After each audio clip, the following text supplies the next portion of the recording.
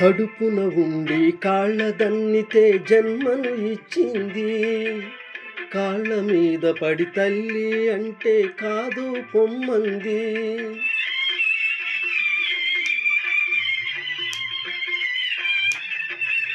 కడుపున ఉండి కాళ్ళ దన్నితే జన్మను ఇచ్చింది.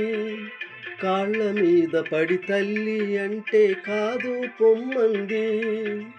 పేగును తెంచిన అదే త్యాగం ప్రేమను తుంచిందా? ఇది అంతరాత్మనే నులిమేసిందా? ఇక సత్యమన్నదే కరువవుతుందా? ఇక సత్యమన్నదే కరువవుతుందా? కాశీ విశ్వనాథ తండ్రి విశ్వనాథ